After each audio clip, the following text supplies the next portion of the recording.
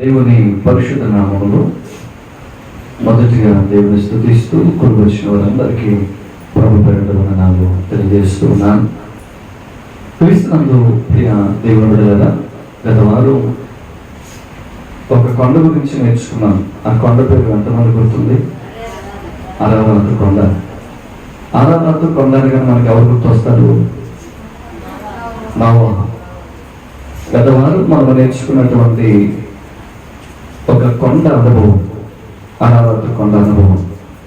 ఈరోజు మరొక కొండల గురించి మనం నేర్చుకోబోతున్నాం. ఆ కొండ మోరియా పర్వతం, మోరియా కొండ. క్రీస్తునందు దేవుని బిడ్డలారా, కొండ యొక్క అనుభవం మన జీవితాలకు ఒక విశేషమైనటువంటి దేవుని యొక్క ఉద్దేశాలు తెలియజేసే మార్గం. అరారాతు కొండ గురించి మనం నేర్చుకున్నప్పుడు ఆ అనుభవం అంటే అరారాతు కొండ దగ్గర నోవహు అతని నుంచి వారు ఎలాగైతే మరలా అంటే అక్కడి నుండి మరలా మానవ మనుగడ ఎలాగైతే ప్రారంభమైందో అక్కడి నుండి మరలా దేవునితో మన సహవాసము ఎలా ఉండాలో అక్కడి నుండి మనం నేర్చుకుంటూ వచ్చాం. ఇప్పుడు ఈరోజు మనం నేర్చుకునే మరొక అనుభవం మోరియా పర్వతం. ప్రియదేవుడులగా ఈ మోరియా పర్వతం మీదకి పంపబడిన వారు ఎవరు అంటే అబ్రహాము, ఇస్సాకులు పంపబడ్డారు. దేవుడు వెళ్ళమని చెప్పినటువంటి ప్రాంతం అది. ఈ అబ్రహాము ఎవరు అంటే దేవుని చేత పిలువబడిన వాడు. దేవుడే సమస్త జనులలో నుండి తన కొరకు ఒక ప్రత్యేకమైనటువంటి జనాంగము ఉండినట్లు మొట్టమొదట అబ్రహామును పిలుచుకున్నాడు. ఆయన అబ్రహామును పిలిచి, నేను చూపించే దేశంలో నీవు ఉండాలి. ఇప్పుడు నీవు ఉన్నటువంటి పరిసరాలను విడిచిపెట్టి, నీవు ఉన్నటువంటి పరిస్థితులను విడిచిపెట్టి నేను నీకు చూపించు ఆ దేశానికి నువ్వు వెళ్ళాలి అంటే దేవుడు ఆజ్ఞాపించినటువంటి ఆజ్ఞను అబ్రహాము అంగీకరించి వెనువెంటనే దేవుడి యొక్క ఉద్దేశానికి లోబడినటువంటి వాడు అబ్రహాము. దేవుడు పిలుచుకున్నవాడు. ఏ ఉద్దేశంతో తనను పిలుచుకున్నాడో, పిలిచినప్పుడు తనకి ఎలాంటి వాగ్దానాలు చేశాడో, పిలిచిన వాడు నమ్మదగిన వాడు, పిలిచిన వాడు నా జీవితాన్ని మధురముగా మార్చిన వాడు. ఎందుకంటే అంతకుముందు అబ్రహాము జీవితంలో ఏవైతే లేవో పిలిచిన తర్వాత దేవుడు ఏ వాగ్దానం అయితే చేశాడో ఆ వాగ్దాన ప్రకారం అతని జీవితాన్ని వెలిగించాడు. ఆయన కొదువుతో ఉన్నప్పుడు, కొరతతో ఉన్నప్పుడు ఆ కొదువులు కొరతలన్నీ తీర్చాడు అబ్రహాము జీవితంలో. దేవుడులరా, ఇతడు అన్ని విషయాల్లో సంతృప్తి కలిగినటువంటి జీవితాన్ని కలిగి ఉన్నప్పుడు ప్రభు చెబుతున్నాడు, నీవు మోరియా పర్వతం దగ్గరికి వెళ్ళాలి. సంతృప్తికరమైనటువంటి జీవితం. ఎందుకంటే అంతకుముందు అసంపూర్ణమైనటువంటి జీవితం.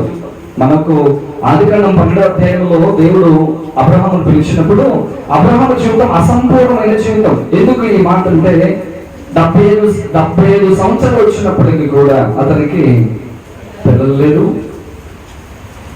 ఆర్థిక పరిస్థితులు అంతంత మాత్రమే. దేవుడు అతను పిలిచి అతని జీవితంలో ఏ ఆశ అయితే ఉందో ఆ ఆశ తీరుస్తాను అని ప్రభు చెప్పినటువంటి మాట. నువ్వు చెప్పు, నేను చెప్పిన మాట నువ్వు వింటే నిన్ను జనములకు తండ్రిగా చేస్తాను. దేవుడి యొక్క ప్రణాళిక చొప్పున అబ్రహాము పిలవబడ్డాడు. యథేచ్ఛగా పిలవబడిన వాడుగా దేవుడు ఒక ప్రణాళిక చొప్పున అబ్రహామును పిలుచుకున్నాడు. ఆ ప్రణాళిక చొప్పున పిలుచుకున్నటువంటి ఆ ప్రభువు అతని జీవితంలో సమస్తము ఇచ్చిన తర్వాత పరిశోధించిన కాలం, పరిశోధించిన సమయం ఇప్పుడు మనం చదువుకున్నటువంటి వాక్య భాగం. ప్రియా దేవుడు కదా, అబ్రహాము పరిశోధించబడినటువంటి ఆ సంఘటన అనేక పర్యాయాలు మనము నేర్చుకున్న వారమే. కానీ ఇప్పుడు ఈరోజు మోరియా పర్వతం యొక్క అనుభవాన్ని నేర్చుకోవడానికి మనం ప్రయత్నించేద్దాం. మోరియా పర్వతపు అనుభవాన్ని మనం నేర్చుకోవడానికి ప్రయత్నించేద్దాం.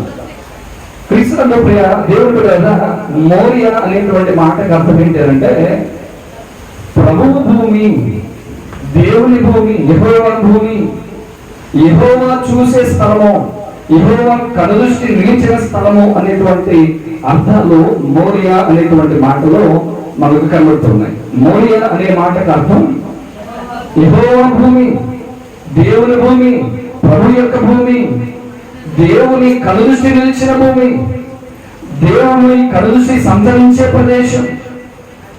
ప్రభు అంటున్నాడు, అబ్రహాము, నీవు నీ కుమారునితో కూడా ఈ మోరియా దేశంలో నేను చూపించు ఒక పర్వతం మీద నీ కుమారుడిని నాకు దహన బలిగా సమర్పించమని ప్రభు పిలిచినటువంటి పిలుపు.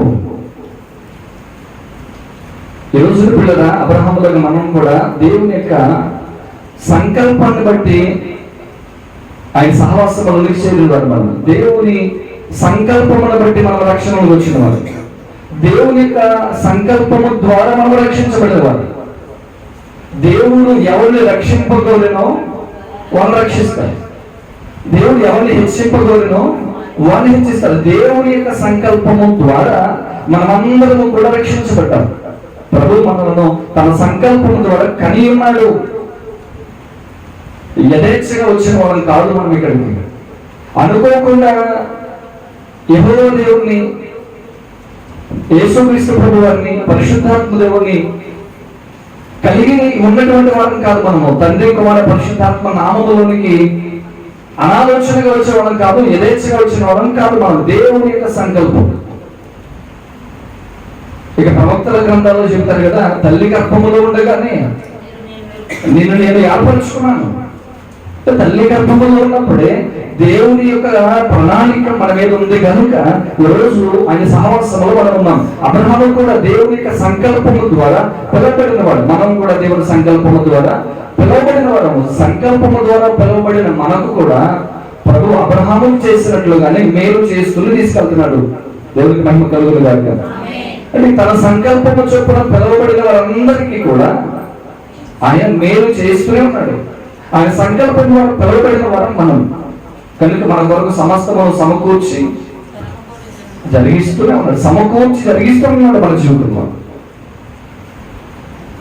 అయితే ప్రియులారా, దేవుని వలన మేలు అనుభవిస్తున్న మన జీవితాల్లో, దేవుని వలన సంతృప్తికరమైనటువంటి జీవితాన్ని కొనసాగిస్తున్న మన జీవితంలో కొన్నిసార్లు పరిశోధనలు అనేది అవసరం. పరిశోధన అనేది అవసరం.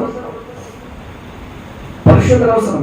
దేవుడు అన్నాడు, అబ్రహాము, నీకు ఒక్కగానొక్క కుమారుడైన, నీకు ఒక్కడై ఉన్న నీ కుమారుడైన ఇస్సాకుని నాకు దహన బలిగా సమర్పించు. ఎక్కడి వాళ్ళు? మోరియా పర్వతం మీద వాళ్ళు, మోరియా కొండ మీద వాళ్ళు. నీవు నీ కుమారుడు అక్కడికి ఎక్కి రావాలి. ఎక్కడికి రావాలి? మోరియా పర్వతం మీదకి నీవు నీ కుమారుడు. నీవు వస్తే సరిపోద్దా? మరి నీ కుమారుడు వాక్యం సెలవుస్తున్నది. ఎందుకు కుమారుడు పిలిచాడు అంటే, నీవు నన్ను ఎక్కువ ప్రేమిస్తున్నావా, నీ కుమారుడు ఎక్కువ ప్రేమిస్తున్నావా? దేవుడు కదా అతనికి అన్ని ఇచ్చాడు. ప్రభు అన్ని ఇచ్చాడు. ఇప్పుడు పరిశోధన ఈ రోజు కదా మనకు కూడా ప్రభు అన్ని ఇస్తున్నాడు. అంటే మన హృదయాన్ని తృప్తిపరుస్తున్నాడు. ఎప్పుడు ఏ విధమైన సహాయం మనకు అవసరమో, ఎప్పుడు మనల్ని ఉత్తరించాలో, ఏ రీతిగా మనల్ని హెచ్చించాలో, ఏ రీతిగా మన కన్నీరు తుడవాలో అని ప్రతి సమయంలో కూడా దేవుడు మన పక్షాన కార్యాలు చేస్తూనే మనల్ని నడిపిస్తూ ఉన్నాడు. ఈ నడిపింపులో మనకు పరిశోధన ఎక్కడుండాలని చెబుతున్నాడు ప్రభువు. ఎక్కడుండాలి? దేవుని పర్వతం మీద, దేవుని యొక్క భూమి మీద, దేవుని పరిశుద్ధ ప్రదేశం దగ్గర, యెహోవా భూమి దగ్గర మనం ఉండాలి. దేవుని కన్నుల సంరక్షణ కని ఆయన యొక్క కనుదృష్టి మేరలో మనం ఉండాలి. యెహోవా చూసిన ఆ పేరు యెహోవా ఈరే అని ఒక పేరు పెట్టాడు అబ్రహాం.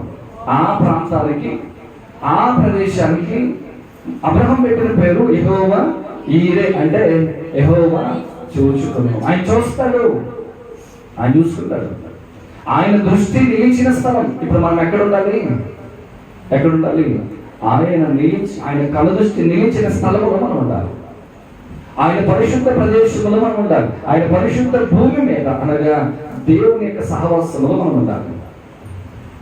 ప్రభు చెబుతాడు, నీవు నీ కుమారుడు దగ్గర రావాలి. తర్వాత కాలంలో ఆ ప్రదేశంలో దేవుని మందిరం కట్టబడింది. సొలొమోను కట్టినటువంటి దేవాలయము ఇక్కడే. సొలొమోను దేవాలయం కట్టిన ప్రదేశము ఈ భూమి. సొలొమోను ఇక్కడ ఆలయాన్ని కట్టే ముందు ఈ భూమి ఓర్నాను అనే ఒక వ్యక్తిది. ఈ భూమి ఎవరిది? ఓర్నాను అనేటువంటి ఒక వ్యక్తిది ఆ భూమి. ప్రజలుగా ఈ ఓర్నాను అనేటువంటి ఆ వ్యక్తి భూమి అని ఎలా మనం చెప్పగలుగుతున్నాము అని అంటే, దినవృత్తాంతముల మొదటి గ్రంథము 21వ అధ్యాయము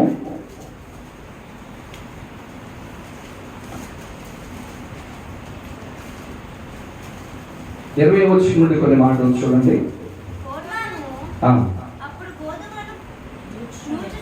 ఓర్నాను అప్పుడు గోధుమలను కూర్చుచుండెను. అతడు వెనుకకు తిరిగి దూతను చూచినప్పుడు అతనితో కూడా ఉన్న అతని 4 కుమారులను దాగుకొనిది. దావీదు ఓర్నాను యొద్దకు వచ్చినప్పుడు ఓర్నాను దావీదును చూచి కళ్ళెముల నుండి వెలుపలకి చదువు దావీదుకు నమస్కారం చేసెను.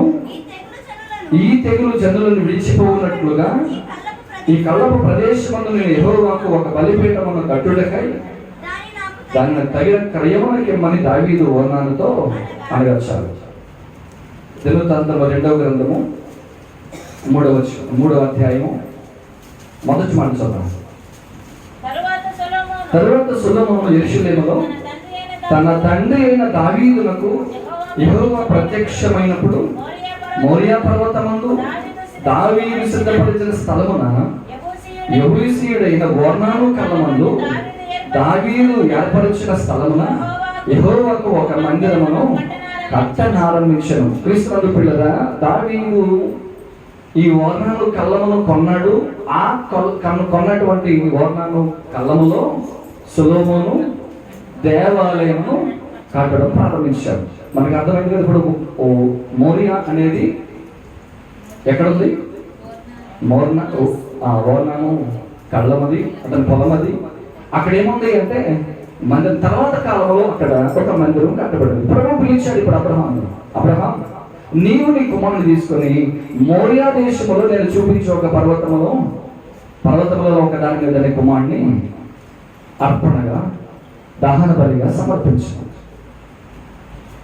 ప్రతిపడులరా పరిశీలిస్తే ఓర్నాను ఈ పర్వతము 3 ప్రాముఖ్యమైన విషయాలు మనకు జ్ఞాపకం చేస్తున్నాయి. ఈ మోరియా పర్వతం 3 ప్రాముఖ్యమైన విషయాలు. ఒకటి, బదులు దొరికే స్థలం. అది ఏంటది? మొట్టమొదటిది, ఈ మోరియా ప్రదేశంలో బదులు దొరుకుతుంది. మోరియా అంటే అర్థం ఏంటి? యెహోవా భూమి, దేవుడి భూమి, దేవుని సహవాసము, దేవుని యొక్క కలుసి నిలిచిన స్థలం. అక్కడ మనం ఉంటే బదులు దొరుకుతుంది. ఏం బదులు దొరుకుతుంది అంటే, ఈ కొండ మీదకి వెళ్ళేటప్పుడు, ఈ పర్వతం మీదకి వెళ్ళేటప్పుడు అబ్రహాము తన కుమారుని తీసుకుని వెళ్ళేటప్పుడు పైకి ఏడవకపోవచ్చేమో కానీ లోపల ఎంత నలిగిపోయి ఉంటాడు. ఎందుకు తీసుకెళ్తున్నాడు? తిరణాలకు తీసుకెళ్తున్నాడా?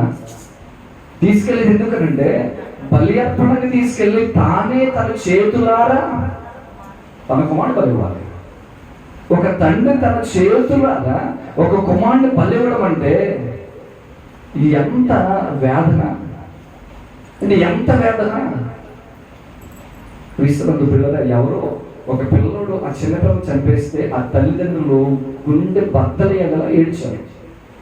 ఎవరో చంపితేనే అంతలా ఏడిస్తే తండ్రి చంపాలి. ఇప్పుడు అంటే కొండ మీదకి ఎక్కుతున్నాడు, పిల్లడు అడుగుతున్నాడు, నాన్న బలిపీఠానికి అన్నీ ఉన్నాయి. బలిపీఠము లేదా కత్తి ఉంది, నిప్పు ఉంది, కట్టెలు ఉన్నాయి, గొర్రెపిల్ల ఏది అడుగుతా ఉన్నాడు. క్రీస్తునందు ప్రియ దేవుడు కదా, అసలే వేదంతో ఉన్నాడు. ఈ వేదనకి ఆ మాట ఎలా ఉంది? మాట రాదు నోట్లో నుండి. అంటే నోట్లో మాట రాదు. ఎందుకంటే ఒక పక్క లోపల రగిలిపోతుంది, హృదయం కాలిపోతుంది. అరే, కొన్ని నిమిషాల్లో నా కొడుకుని నేను నా చేతులారా దేవునికి దహన బలిగా అర్పించబోతున్నాను. అదే మరి కొన్ని నిమిషాల్లో ఇంకా నాకు ఆ పిలుపు వినబడదు. నాన్నని పిలుస్తున్నాడే, ఆ ఆ పిలిపిక నాకు కాసేపటికి వినబడదు. ఇక నన్ను ఎవరు పిలుస్తారు, ఈయన నన్ను పిలిచే చివరి పిలుపులు. ఆ మాట వింటున్నప్పుడల్లా తన హృదయం ఆవేదనతో పగిలిపోతుంది. ఇంత ఆవేదనతో కొండెక్కుతున్నాడే, దిగేటప్పుడు ఎలాగొచ్చారంటారు, దిగొచ్చినప్పుడు ఎలాగొచ్చారంటారు, ఎంత వేదనతో కొండెక్కాడో దిగేటప్పుడు అంతకు మించి ఆనందం. అదే వాక్యం అంటుంది, బదులు దొరికే స్థలం, వేదనకు బదులు సంతోషము దొరికే స్థలం. దేవునికి మహిమ కలుగును గాక. మోరియా పర్వతము మీదకి ప్రభు ఎందుకు రమ్మంటున్నాడు అంటే, ఆయన పరిశుద్ధ స్థలంలోనికి ఎందుకు ప్రభు పిలుస్తున్నాడు అంటే, ఆయన సహవాసంలో నీ ఉండాలని దేవుడు ఎందుకు నిన్ను ఆహ్వానిస్తున్నాడు అంటే, అక్కడ నీకు దుఃఖములకు బదులు సంతోషము దొరుకుతుంది, వేదనకు బదులు ఆనందం దొరుకుతుంది. చిందరవందరైపోయిన జీవితాన్ని చక్కబరిచే స్థలం అది. నిజమే పిల్లరా, అతని హృదయం అంతా కలత, ఇప్పుడు కలతంతా పోయి సంతోషముగా కొండ దిగుతూ వచ్చాడు. బదులు దొరికే స్థలం ఏంటది? మోరియా. రెండో విషయాన్ని చూస్తే దినవృత్తాంతముల మొదటి గ్రంథంలో, అంటే మనం 21వ అధ్యాయం చదువుకున్నాం కదా, 21వ అధ్యాయంలోనే అసలు జరిగినటువంటి సంఘటన, అక్కడ జరిగినటువంటి సంఘటన తర్వాత కాలం దావీదు కాలంలో, దావీదు ఒకరోజు ఇశ్రాయేలు అందరూ కూడా లెక్క పెట్టాలనుకున్నాడు. ఇశ్రాయేలు ఎంతమంది ఉన్నారు వాళ్ళందరూ లెక్క పెట్టాలనుకున్నాడు, కానీ అది దేవుని దృష్టికి అది తగింది కాదు, దేవుని దృష్టికి అది యోగ్యమైనది కాదు. తన సేనాధిపతి యోవాబు అంటాడు, ఎందుకు రాజుగారు ఇప్పుడు లెక్కలు ఎందుకు, లెక్క వేసే టైం ఒకటి ఉంటుంది, కానీ ఇప్పుడు ఏంటి లెక్కలు, జనాభా లెక్క చూసే సమయం ఒకటి ఉంటుంది, ఎప్పుడు పడినప్పుడు లెక్క వేయకూడదు. అంటే నీ బలం ఎంత ఉందో అని చూసుకుంటున్నావా, నీకు ఎంత బలగం ఉందని చూసుకుంటున్నావా, ఇది సరైన సమయం కదంటే రాజుగారు చెప్పారు కాబట్టి ఏం చేయాలి, లెక్క పెట్టాడు. కానీ అది దేవుని దృష్టికి అది శాపంగా ఉంది. ఎప్పుడైతే లెక్క పెట్టాడో దేవుడిని కాదని తన బలాన్ని చూసుకోవడానికి ఎప్పుడైతే ప్రయత్నించాడో తన దేశం మీదకి మరణం వచ్చేసింది. ఒక దూత ఖడ్గం పట్టుకుని దేశం మీదకి వచ్చేసింది. అదే మనుషులు చనిపోతున్న కారణం ఏంటి అంటే, ఇప్పుడు దావీదు దగ్గరికి ఒక 3 ఆప్షన్స్ వచ్చినాయి. దావీదు, నువ్వు చేసిన పనికి ఇదిగో దేవుని యొద్ద నుండి ఉగ్రత వచ్చింది, ఈ ఉగ్రత ఇదిగో మన ప్రజలందరూ చనిపోతున్నారు. దీనికి ప్రత్యామ్నాయం ఏంటి అంటే, దావీదు ముందు 3 ఆప్షన్స్ ఉన్నాయి. దేవుడు 3 ఆప్షన్స్ ఇచ్చాడు. ఒకటి, దావీదు నీవు నీ రాజ్యాన్ని విడిచిపెట్టి 3 నెలలు వెళ్ళిపోతావా. రెండవది, 3 రోజులు కరువు వస్తుంది నీ దేశం, 3 నెలలు కరువు వస్తుంది, ఆ 3 ఏళ్ల పాటు కరువు వస్తుంది, తర్వాత 3 రోజులు తెగులు వస్తుంది. నువ్వు చెప్పు, 3 ఏది కొనసాగించమంటావు? ఈ 3 ఒక దానికి ఆన్సర్ ఇచ్చేవాగా 70,000 మంది చనిపోయినప్పటికీ దావీదు అంటాడు, ప్రభువా ఈ 3 సంవత్సరాల తెగులు, ఈ 3 రోజుల తెగులు, 3 సంవత్సరాల కరువు, ఇది నా ప్రజలందరూ ఎందుకు బాధపడతాం, తప్పు చేసింది నేను కాబట్టి నేనే నా దేశాన్ని విడిచిపోయిన 3 నెలలు పాల్పడతా. అంటే ఈ ఆప్షన్ ఇచ్చేలో 70 మంది చచ్చిపోయారు. ఇతడు ఆ సంహార దూతను కలుసుకున్న స్థలము వర్ణాలు కాదు. వెళ్ళినప్పుడు వ్యాధులతో వెళ్ళాడు, తిరిగి వచ్చినప్పుడు సంతోషంగా వచ్చాడు. దేశమంతా అల్లకల్లోలంగా ఉంటే దావీదు వెళ్ళి దూతను కనుగొన్నటువంటి స్థలం, ప్రాయశ్చిత్తము పొందిన స్థలం, అంటే తన దేశానికి సమాధానము దొరికినటువంటి ప్రదేశం మోరియా. అబ్రహాముకి మరలా దేవుని యొక్క ఆశీర్వాదపు స్వరం వినబడినటువంటి స్థలం మోరియా. అయితే వాక్యం సెలవుతుంది, మోరియా అంటే యెహోవా భూమి, దేవుని ప్రదేశం. ఇప్పుడు గమనించాలి ప్రియులారా, అక్కడ మూడు అనుభవాలు మనం నేర్చుకున్నాం. అక్కడ ఏమేమి ఉన్నాయి? 3 అనుభవాలు మనం నేర్చుకున్నాం. అయితే ఇంకొంచెం మనము మరింత వాక్యాల లోతుకి నేర్చుకుంటే, అసలు ఆ మోరియా కొండ మనమే, ఆ మోరియా పర్వతం మనమే. నిజమే ప్రియులారా. ఎందుకు అని అంటే వాక్యం సెలవుస్తుంది. దినవృత్తాంతముల మొదటి గ్రంథము 21వ అధ్యాయము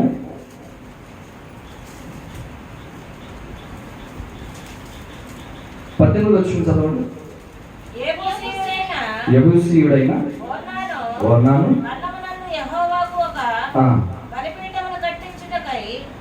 26 చదవమ్మా. 24 నుండి చూద్దాం. రాజైన దావీదు అట్లు కాదు, నేను నీ సొత్తును ఓనగా తీసుకుని యెహోవాకు దహన బలులను అర్పించను, న్యాయమైన క్రయధనము దాన్ని తీసుకుందనని ఓర్నానుతో చెప్పి ఆ భూమికి 600 తులముల బంగారమును అతనికి ఇచ్చాను. క్రీస్తునందు ప్రియమైన కదా, మోరియా అనుభవం అంటే, మోరియా పర్వతం అంటే మనమే.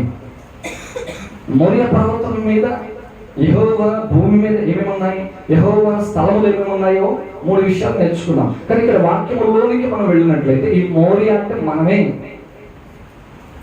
మోరియా అనుభవం అంటే మనమే.